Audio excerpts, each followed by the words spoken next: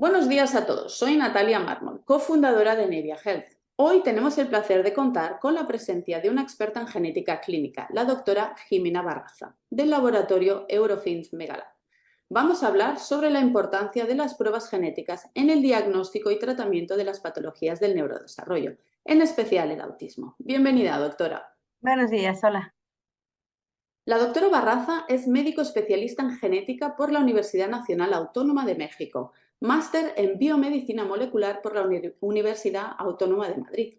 En los últimos 10 años ha trabajado en instituciones como INGEM del Hospital de la Paz, Health Code, Veritas International y actualmente es médico genetista del laboratorio Eurofins Megalab, con quien tenemos un acuerdo de colaboración y ofrecemos a los miembros de Nevia descuentos en todas sus pruebas.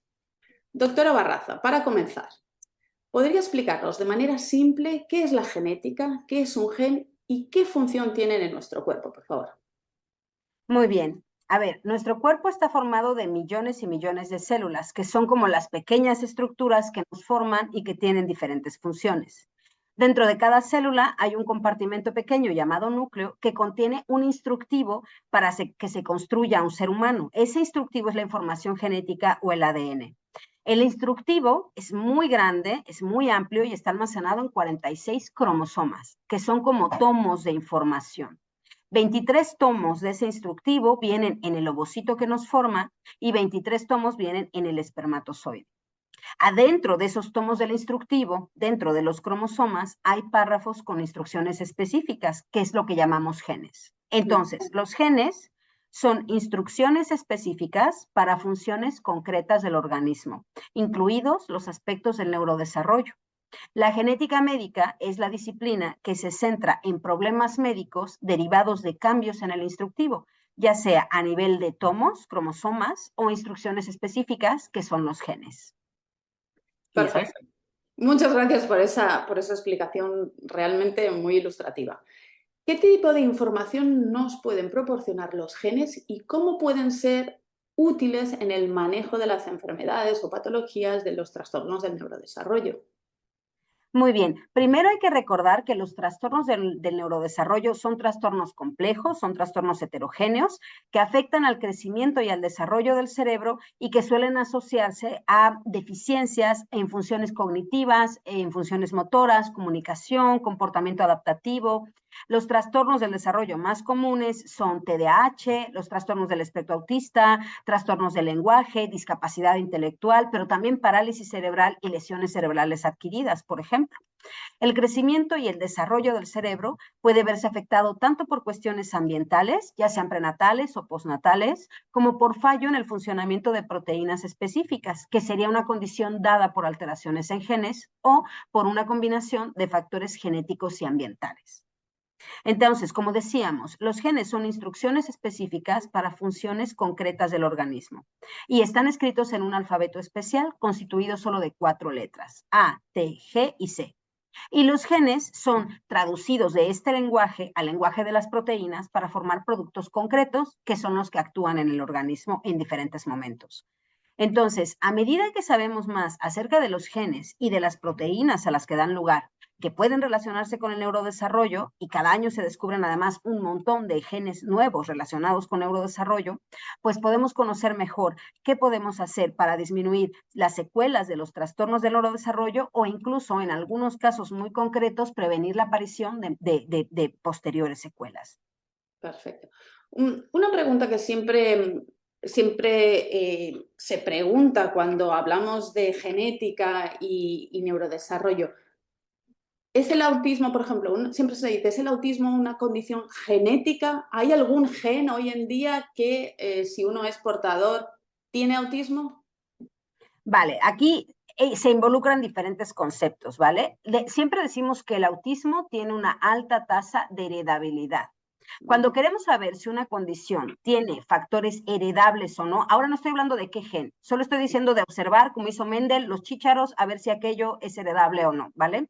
Cuando tengo esto, tomo generalmente, o se tomaba hace mucho tiempo, grupos de gemelos. Entonces, tomo gemelos idénticos, ¿no?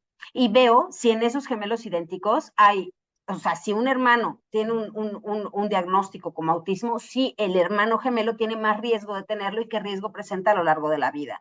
Y lo comparo con hermanos, por ejemplo, que vivieron en el mismo útero durante la gestación, pero que no son gemelos, ¿no? Los que son, por ejemplo, niño y niña, ¿no? Entonces, comparo estos grupos con el grupo de idénticos. Si la condición se observa con mayor proporción en los individuos gemelos, esa condición es heredable. Entonces ya sé que hay factores genéticos, que hay factores heredables que intervienen en esa enfermedad. El problema con el autismo es que ya sabemos que es heredable, pero no tenemos genes candidatos francos fuera de algunas alteraciones que más adelante quizás surjan en la conversación, ¿vale? O sea, fuera de algunos síndromes genéticos que se relacionan con autismo, un caso de autismo aislado puede deberse tanto a la combinación de factores genéticos como de ambientales. Entonces, hay un montón de estudios que nos dicen que pues nacer en estas partes del año o hacer esto o alguna alteración prenatal, alguna alteración postnatal, son condiciones que pueden incrementar el riesgo. Sabemos que hay un factor genético, sabemos que hay mayor predisposición familiar en gemelos idénticos, pero los genes candidatos hasta el momento pues tenemos pocos, ¿no? Es una condición muy frecuente, muy heterogénea y pues la verdad es que tiene sus complicaciones para determinar genes candidatos, ¿no? Perfecto. Entonces, hablando de genes, vamos a hablar de un concepto que también está muy a la orden del día, que es una mutación. Muy bien. Entonces, una mutación o un cambio, o sea, lo que nosotros llamamos mutación es un cambio, ¿vale? Y entonces, o una variante, algo que es diferente en un gen. Concretamente, cuando la variante se relaciona con enfermedad, la llamamos variantes patogénicas, porque realmente todos tenemos variantes. Usted y yo tenemos variantes diferentes y por eso somos tan completamente distintas. Todos tenemos un grupo de variantes que nos hace ser únicos. Las que llamamos patogénicas es lo que antes se llamaba mutación, que es relacionado con enfermedad. Las mutaciones pueden hacer, por ejemplo, que se pierda total o parcialmente la función de una proteína, o que esa proteína funcione de manera anormal, o que funcione de manera exagerada, o que se acumule esa proteína en el organismo, o que provoque la malfunción o la acumulación o la desaparición de alguna otra proteína que no era la inicial. Entonces, en algunos trastornos del neurodesarrollo, por ejemplo, en casi todas las enfermedades genéticas, cuando conseguimos un número significativo de pacientes, también a veces podemos ver que dentro de ese mismo grupo de pacientes, si tomamos un subgrupo de los que tienen más o menos la misma alteración, podemos observar que en ellos la enfermedad puede tener algunas características diferentes al resto de portadores de variantes en el mismo gen, ¿vale? Pero también hay que recordar que, o sea, una mutación tiene un efecto, provoca un cambio sobre un gen y esta puede hacer enfermedad, pero también hay que recordar que a veces es muy complicado saber qué variante causa una enfermedad efectivamente y cuál es una variante que simplemente está ahí porque todos tenemos, ¿no? Y recordar además que para una enfermedad, la forma en que se manifiesta en una persona siempre puede ser diferente. Aunque yo tenga una mutación en un gen, existe otro conjunto de genes que tengo que pueden estar influyendo en esa enfermedad. Entonces, por ejemplo, yo siempre les explico a los pacientes, si a usted le da gripa y a mí me da gripa por el mismo bicho, usted puede curarse en 5 días y a mí me puede tomar un mes y usted puede complicarse con oído y puede que yo no me complique con oído y al revés, porque cada persona expresa de manera diferente cualquier patología, ¿no? Ahora que has utilizado la palabra expresión, explíquenos un poco qué quiere decir la expresión genética. Muy bien, la expresión genética quiere decir que, volvamos otra vez a la analogía, tenemos 46 tomos de información, tenemos dentro de esos tomos los párrafos que son genes, los genes son instrucciones específicas, entonces la expresión es la traducción de la información de ese gen a algo útil. Si el gen son un montón de letras ordenadas de una forma particular, A, T, G y C, que se repiten y que se ordenan de una manera particular, lo que nos interesa a nosotros es cómo esa secuencia, ese cambio de letras va a formar una proteína y qué es específicamente lo que hace esa proteína dentro del cuerpo y cómo se relaciona con las demás, ¿no? Perfecto. Entonces, siguiendo un poquito por ahí y sin desviarme mucho porque quiero hacerle después una pregunta como un poco más amplia, pero el tema de la expresión genética en relación a los tipos de test que tenemos hoy en día, normalmente cuando se hace un test genético se mira, explíquenos, vamos a empezar. Le voy a hacer la pregunta que le quería hacer, que es que nos explicase el tipo de test genéticos y después me gustaría enlazarlo al final con el tema de la expresión genética. O sea, Muy bien. empecemos con los tipos diferentes de test que tenemos. A ver, pruebas genéticas. Las pruebas genéticas para trastornos de neurodesarrollo pueden ser de diferentes tipos y siempre va a ir enfocado en lo que el médico genetista determine cuando ve al paciente. Entonces, por ejemplo, si en un cariotipo, en un estudio que la gente suele conocer mucho, que se llama cariotipo, se analizan el número y la estructura de los cromosomas. Yo puedo ver los tomos de información alineados en un estante, pero no puedo tomarlos para mirar párrafos. Solo voy a ver número y estructura de esos tomos y me van a parecer que tienen más o menos el mismo tamaño, pero si se han perdido 10 hojas o 20 hojas, eso no lo puedo ver con esta técnica. Pérdidas o ganancias grandes y reacomodos del material a nivel de cromosomas, ¿vale? Eso es un cariotipo. Vale. Para el cariotipo molecular o array, tomamos la muestra de un paciente, la comparamos contra una muestra control para detectar si hay material ganado o perdido. Es una técnica muy útil, especialmente en trastornos de neurodesarrollo, y puede detectar solo pérdidas o ganancias de uno o varios cromosomas y la resolución va a variar de acuerdo al array que hemos elegido, pero no detecta otro tipo de alteraciones. Y hay un montón de alteraciones genéticas diferentes, ¿no? Entonces, no todas son por pérdida y ganancia. Disculpe una cosa, doctora, antes de que siga explicándonos los diferentes test, para explicar un poquito más el tema de qué pasa cuando hay una ganancia o una pérdida. Bien, cuando hay una ganancia o una pérdida de material, el problema es que, al igual que con otras variantes genéticas, hay que determinar si es patogénica, si se relaciona con enfermedad o no se relaciona con enfermedad. ¿Cómo podemos hacer eso? Pues una aproximación, por ejemplo, puede ser analizarla en los padres. Si los padres están sanos y encontramos esa variante, pues disminuimos un poquito la probabilidad de que esa variante efectivamente se relacione con la enfermedad, porque el padre la tiene y parece normal, o se ve normal, o no ha reportado ninguna alteración en su historia clínica.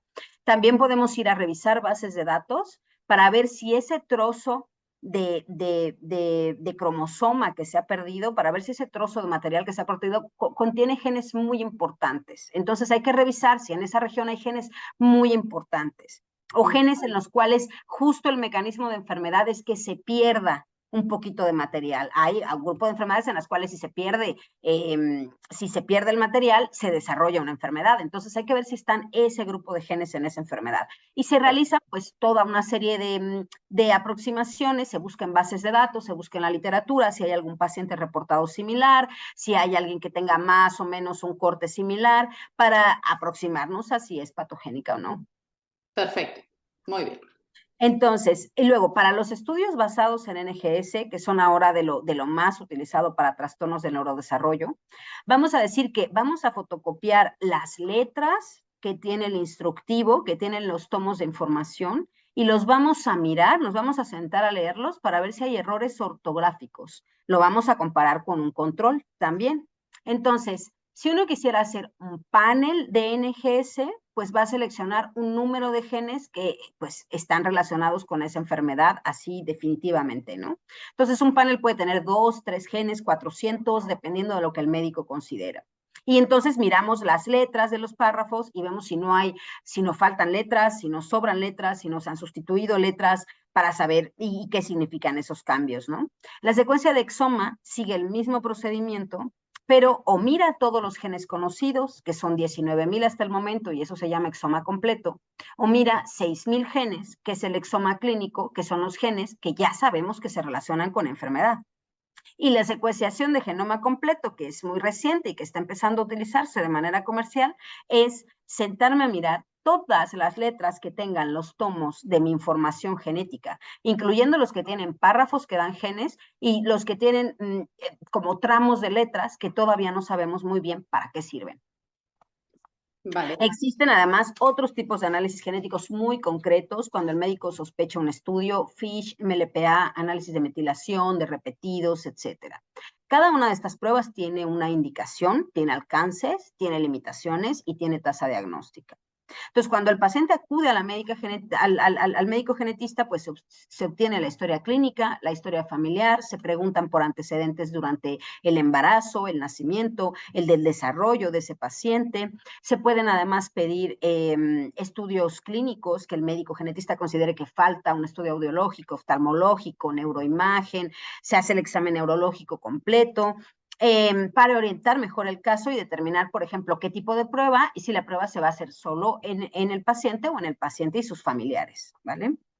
Entonces, este abordaje de decidir la prueba y de saber qué prueba hay, tiene que tener siempre en cuenta indicación, alcances, limitaciones, tasa diagnóstica y que nuestro fin principal siempre es el diagnóstico de los pacientes y las familias. Vale. Una de las cosas que me gustaría preguntarle, ¿cuáles son las limitaciones de estos test? Como las formas en que cambia el material genético, en que se altera el material genético son tan variadas, pueden llegar a ser tan ingeniosas, las pruebas pueden detectar una, pero no pueden detectar otra. O sea, hasta este momento no existe una prueba que cubra todos los tipos de alteraciones genéticas que pueden haber, ¿vale? Entonces, si yo miro un cariotipo, es porque estoy sospechando una alteración a nivel cromosomas.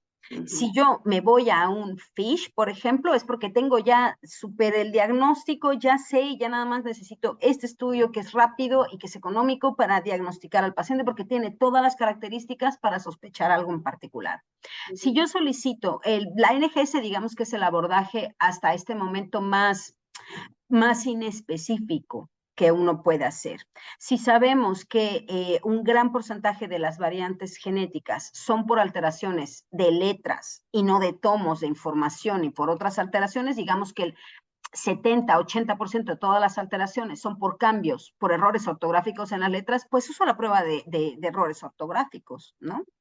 Y entonces hay que elegir hasta dónde llego con esa prueba de errores ortográficos. Todos tenemos errores ortográficos o cambios en las letras, todos. ¿Cuáles van a ser los que sí se relacionan con enfermedad? ¿Qué utilidad va a tener para el caso de mi paciente, no?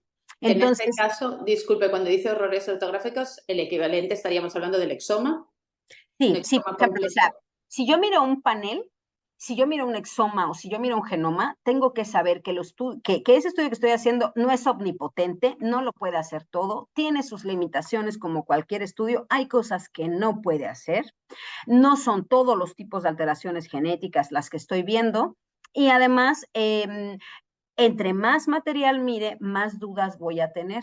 Entre más ancho extienda la red, más cosas que no son pescados se van a meter en esa red. Entonces, si yo pido un panel, es porque estoy siendo cauteloso y digo, es que tiene que estar en estos genes, entonces lo voy a mirar aquí y voy a disminuir pues variantes de significado incierto, hallazgos que la familia no quería saber en ese momento, alguna complicación en el estudio, pues lo hago más dirigido. Pero el exoma completo, por ejemplo, pues es tomar todos los genes que se han identificado hasta el momento en el cuerpo, incluso los que no sabemos en este momento para qué funcionan. Eso a nivel clínico, pues para el paciente no le va a servir de mucho que encontremos algo que no podemos en este momento traducir con enfermedad. ¿Me explico? Sí, y Eh, disculpe, diga. No, o sea, en este momento puede que no sepamos qué hace ese gen en particular en donde hemos visto el cambio. Podemos encontrar muchos cambios diferentes que va a ser muy difícil saber si se relacionan con enfermedad. Y entonces nosotros los etiquetamos como variantes de significado incierto, ¿no? Que son muy comunes en este tipo de estudios y para las que es difícil comunicar a la familia una variante de significado incierto. Y además puede haber hallazgos secundarios que la familia no estaba interesada o no estaba deseando saber por ese estudio. ¿Qué ventaja tiene el exoma? El exoma completo, por ejemplo, que hoy no conocemos lo que hace tal o cual gen, pero hoy en un año, puede que en un año sí lo sepamos. Entonces, un abordaje muy utilizado también puede ser, pues tomo el exoma, veo si encuentro, y en los casos en los cuales el diagnóstico es dudoso o es francamente negativo, ¿por qué no reanalizo ese exoma en 1 o 2 años con la información que ya voy a tener en 1 o 2 años? Si cada año se descubren 250 a 300 genes nuevos y más de 9.200 mutaciones, ¿por qué no espero un año, año y medio, 2 años y reanalizo los datos que me dé el exoma, por ejemplo? ¿Usted considera que es mejor siempre directamente ir a un exomatrío en el caso de neurodesarrollo? ¿O vale la pena empezar solo por el exoma del paciente y dejar para más adelante testar a los padres? Es una decisión, es una muy buena pregunta porque es una decisión muy complicada. El exoma es costoso, ¿no? Y además estamos exponiendo a dos personas sanas a hallazgos secundarios o a cosas que no querían saber o a incidentales que no estaban interesados, ¿no? Ujú. Y a que de todas maneras no se llega al diagnóstico. Lo cierto es que la tasa diagnóstica se incrementa cuando están en trío, ¿vale? Si actualmente los estudios para trastornos del neurodesarrollo en general, sobre todo para discapacidad intelectual, tienen una tasa diagnóstica del 50 al 60%, estos porcentajes más altos corresponden siempre a los abordajes en trío. El abordaje en solo suele disminuirse un poquito la tasa diagnóstica. Hay otras opciones, por ejemplo, en donde se puede pensar en comentarle a los padres, bueno, necesito tu muestra y tu muestra, no las voy a analizar por exoma, pero las quiero aquí porque si encuentro algo en el exoma que me llame la atención, ya sin preguntarte, tomo tu muestra y miro si tú también tienes ese cambio o si no está en ninguno de ustedes o qué más información puedo obtener, pero sin usarlos a ustedes para exoma también.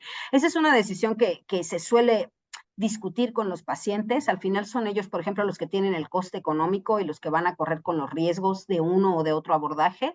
Y hay que ser muy claros en decirles que hay una posibilidad siempre en cada paciente con trastorno de neurodesarrollo de no encontrar el diagnóstico. Pero en los casos en los que se encuentra, un diagnóstico molecular de certeza tiene un valor incalculable, ¿no? Y vamos, solo para que queden claros algunos conceptos con la genética. Preguntas en las cuales hay veces que me he encontrado de gente que nos viene y nos dice, mira Natalia, nosotros testamos a nuestro hijo, le hicimos un examen, yo qué sé, pero me lo invento, un exoma. ¿Hay que volver a repetirlo? ¿Puede cambiar? Entonces, explique el concepto de la genética en cuanto a su estado permanente, digámoslo así. Bien. O sea, el material genético, su función, ¿vale? Hay quien lo dice así, para nosotros, ya en el punto extremo del médico genetista, podría decirse que somos vehículos, tacitas, ¿no? Llevados de aquí para allá por nuestros genes, porque ellos tienen su propia agenda y su propia agenda es reproducirse con fidelidad en la siguiente generación. Una vez que nosotros nos reproducimos con fidelidad en la siguiente generación, al material genético dejamos de importarle un poquito, ¿vale? Porque ya cumplimos la función biológica principal, que era esa. O sea, visto desde el punto de vista biológico. Entonces, ese material tiene un montón de mecanismos para poder transmitirse con fidelidad a la siguiente generación. La única cosa que puede cambiar en el material genético es la epigenética, ¿no? Es la única cosa que le da un poco más de saborcillo al asunto. En realidad, todo lo demás se va a transmitir de manera estable a la siguiente generación. Entonces, sí, a nosotros también nos pasa muy común que el paciente dice, me tengo que volver a revisar si está el exoma negativo, tengo que volverlo a hacer. No, pero es importante que sepa que los datos que genera un exoma sí se pueden guardar y sí se pueden reanalizar. O sea, Ujú. eso sí es algo que puede hablar con su laboratorio o con el lugar con el que esté trabajando y decirle, oye, esos datos que hay ahí, ¿hay alguna manera de que en 2 años, si es negativo, se puedan volver a mirar? Eso sí se puede hacer, porque lo que va a cambiar no es nuestra información, sino la información generada por la comunidad académica internacional acerca de para qué sirven esos genes, ¿no? Sí, ese es un dato súper importante y que nosotros desde aquí siempre le recordamos a la gente que la ciencia está avanzando a pasos agigantados y lo que hoy es una variante incierta, mañana puede ser recatalogada para bien o para mal, o sea, puede, o incluso hay variantes que parecían que iban a ser patológicas y después se las descataloga porque parece ser que la información ha ido por otro lado. Entonces, una de las cosas que siempre decimos es intentar, como decía usted, cada año, porque antes tampoco vale la pena Sí, la hacerlo. verdad es que no, no vamos a otro ritmo, sí. Sí. Entonces, pues bueno, ir viendo cómo va evolucionando. Cada vez más los laboratorios dan esa opción, es decir, que uno cuando hace un test le dan la opción de volver a mirar la información o incluso de mandar si ha habido alguna variación en alguna de las variantes que había salido en el test, pues informan al paciente. O sea que eso creo que es una cosa muy positiva de manera de ir actualizando la información que uno tiene. Volviendo al tema que hemos dicho de la epigenética y lo que le comentaba antes de la expresión genética. Si decimos que la información que llevamos en nosotros no cambia, pero sí que el medio puede hacer que esta información se exprese de una manera o dé las órdenes de una manera o de otra. Entonces, explíquenos un poquito, por favor, ese concepto que hay veces que es un poco complicado de entender. Muy bien, es que el concepto en sí de epigenética, así como nos lo enseñaron a nosotros en la carrera, es terrible, ¿eh? El estudio de los cambios hereditarios y estables en la expresión de los genes. Un cambio hereditario, pero un cambio estable en la expresión de los genes, que se produce sin cambios en la secuencia de letras, ¿vale? Entonces, vamos a regresar a la analogía de que el cuerpo, todas las células del cuerpo tienen el instructivo completo para formarnos, tiene el instructivo de todos los genes que tenemos. Entonces, ¿cómo es que una célula de la sangre, un leucocito, por ejemplo, no se convierte en una neurona? Si tiene adentro el mismo instructivo que tiene la neurona. Estas dos tienen el mismo instructivo. ¿Cómo supo el leucocito que sería leucocito y la neurona que iba a ser neurona? Porque el leucocito expresa o pasa a proteína los genes concretos para hacer lo que es, y lo mismo hace la neurona. Entonces, enciende genes de leucocito y apaga genes de neurona. Y lo mismo, o sea, al revés pasa en la neurona. Los genes no se borran, no se eliminan, no cambian en sí mismos, solo se silencian o se activan como si tuvieran un interruptor, de acuerdo a lo que cada célula específica necesite en un momento dado. Esas modificaciones son la epigenética. Entonces, por ejemplo, durante la formación de un ser humano, pues yo puedo necesitar que se activen o que se mantengan muy activos ciertos genes para el metabolismo de la placenta, por ejemplo. Pero cuando yo nazca, esos genes de la placenta o eso que necesitaba hacerle a la placenta, pues ya es absolutamente irrelevante. Entonces se apagan esos genes. Por ejemplo, necesitaba hacer hemoglobina de embriones, necesitaba hacer proteínas de la sangre de embriones, ya no se utilizan en el adulto. Pues apago esos genes porque ya no necesito lo que estaba usando para el desarrollo, por ejemplo. Y ahora necesito genes de niño y luego genes de adulto y genes de grande, ¿no? Entonces, esto, por ejemplo, a nosotros tiene su correlación clínica porque hay enfermedades relacionadas con cambios epigenéticos y porque también es una forma de mutación extraordinariamente rara y como bien conocida para ciertos tipos de enfermedades, pero en esos ciertos tipos de enfermedades puede ser que nosotros vayamos al gen a buscar si hay cambios ortográficos en la secuencia, porque hay una enfermedad que se relaciona con eso en un caso, y vemos que toda la secuencia está normal. Ese gen de todas maneras podría estar no funcionando porque se ha apagado. Y para eso necesitaríamos estudios más específicos sobre ese gen en particular o sobre esa enfermedad. Eso le quería preguntar, o sea, si nosotros queremos saber cuán bien están funcionando nuestros genes, o sea, si están encendidos, apagados, si están haciendo su función, ¿hay algún tipo de test que nos diga la expresión genética? Clínicamente, o sea, que se ofrezcan clínicamente fuera del ámbito de la investigación, no. O sea, creo que todavía no estamos preparados, todavía no tenemos todo el nivel de conocimiento que necesitamos para ofrecerlo a nivel clínico. Por supuesto que hay estudios de transcriptómica donde se mira entre las letras del ADN y las proteínas hay un paso intermedio que es muy importante, ¿no? Entonces se mira si este paso intermedio ya se ha formado en los genes para ver si están prendidos o apagados, pero esos son estudios que en este momento no tienen no utilizamos en la clínica porque no podemos traducirlos hacia un paciente particular, por ejemplo. Y entonces, ahora ya hablando un poquito más de lo que el futuro nos depara en cuanto a la edición genética, el poder modificar esos errores que están llevando a patologías a través de estas nuevas técnicas que se escuchan hablar. Cuéntenos un poquito de esto. Vale, con este tema voy a ser muy precavida, ¿vale? Porque soy médico genetista, el tema escapa un poco de mi área de conocimiento porque no soy biotecnólogo, ¿no? Pero claro que existen algunas técnicas de ingeniería genética que utilizamos, por ejemplo, para el análisis funcional de variantes de las que no estamos seguros o de genes que se sospecha que tienen relación con trastornos del neurodesarrollo. Y se utiliza para lograr una mayor comprensión de las funciones biológicas de ese gen y del cambio que estamos viendo en ese gen, por ejemplo. Y también existen nuevas tecnologías de terapia génica, que es más o menos lo que creo que va orientada a la pregunta, ¿no? Entonces, el objetivo de la terapia génica es modificar o manipular la expresión de un gen o alterar las propiedades biológicas de las células vivas con el fin de tratar o de curar una enfermedad. Entonces, ¿cómo puedo hacer eso? Pues reemplazando un gen que causa una enfermedad con una copia sana del mismo, o inactivando un gen que se ha vuelto loco o no funciona correctamente y que no pasa nada si mejor lo apago, o introducir un gen nuevo o un gen modificado en el cuerpo para ayudar a tratar una enfermedad. Entonces, ahora mismo estamos viendo algunos pasos interesantes a este respecto. Se están desarrollando, sobre todo, por ejemplo, para enfermedades como cáncer, enfermedades hematológicas, algunos trastornos del sistema inmune. Y también muy recientemente se están planteando ensayos clínicos de terapia génica para algunas patologías concretas que tienen trastornos del neurodesarrollo, como síndrome de Rett, síndrome de Angelman, X frágil, aunque están todavía muy preliminares, ¿no? Porque los trastornos de neurodesarrollo tienen sus propios retos en ese sentido que se están tratando de resolver pues de diferentes maneras, ¿no?